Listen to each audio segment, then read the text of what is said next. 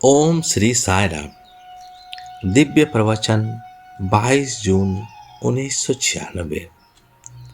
स्वामी कहते हैं, एक बार शिरडी में बाबा द्वारका माई की सीढ़ियों पर बैठी हुई कुछ तांबे के सिक्कों को बड़े ध्यान से देख रहे थे। बहुत से भक्त उनके दर्शन के लिए प्रतीक्षा कर रहे थे, किंतु बाबा किसी की ओर ध्यान नहीं दे रहे थे। वे लगातार उन तांबे के सिक्कों को एक हथेली से दूसरे हथेली में बदलते हुए देखे जा रहे थे। भक्त काफी देर तक प्रतीक्षा करते रहे, पर बाबा ना किसी की ओर देख रहे थे और ना किसी से बात कर रहे थे। उसी समय दामा वहां आया। दामा सदा बाबा के साथ रहने वाला भक्त था। उसने कहा, बाबा देखिए, कितने लोग आपकी प्रतीक्षा कर रहे हैं। आप किसी वस्तु से खेलते हुए प्रतीत हो रहे हैं। इनमें क्या रहस्य है? आप इन सिक्कों को इतने ध्यान से क्यों देख रहे हैं? क्या आप इन्हें परख रहे हैं? तब बाबा ने ऊपर देखा और कहा, बेटा देखो, इनमें एक भी सिक्का खरा नहीं है। किसी की एक ओर अक्षर मिटे हुए हैं तो किसी की दूसरी ओर की आकृति धुंधली है। कुछ सिक्के टूटे हुए हैं, कुछ विकृत हैं और कुछ में दरारें हैं। मैं यह देखने की कोशिश कर रहा हूं कि इनमें से कौन उपयोगी हो सकता है। दामा ने धीमे स्वर में कहा, जो बेकार है उन्हें फेंक दीजिए।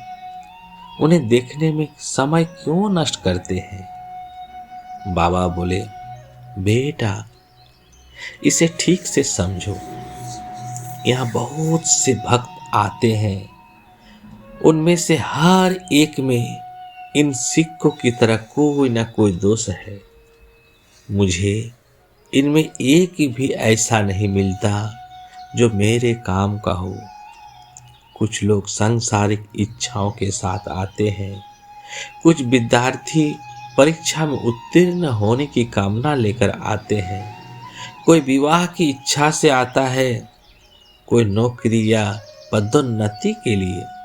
हर कोई किसी न किसी इच्छा के साथ आता है, परंतु कोई भी आत्मज्ञान, अपने सच्चे स्वरूप के ज्ञान की कामना लेकर नहीं आता। ये सभी लोग इन सिक्कों के समान हैं और मैं यह देख रहा हूं कि इनमें से कोई उपयोगी हो सकता है। बाबा ने आगे कहा, इनमें से कोई भी मेरी आज्ञा का पालन करने वाला नहीं है। लोग कहते हैं कि वे स्वामी को चाहते हैं, लेकिन वे स्वामी के आदेशों का कितना पालन करते हैं? जब वे मेरा अनुसरण ही नहीं करते तो भक्ति कहाँ है? फिर शिरडी बाबा ने दामा को बुलाकर आम के एक पेड़ की ओर इशारा करते हुए कहा, उस आम के पेड़ को देखो, वो फूलों से भरा हुआ है। फूल इतने अधिक हैं कि पत्तियां तक ढक गई है, पर अंत में इनमें से कितने फूल बनते हैं और उनमें से कितने पककर मीठे फल बनते हैं? सब नहीं। कुछ फूल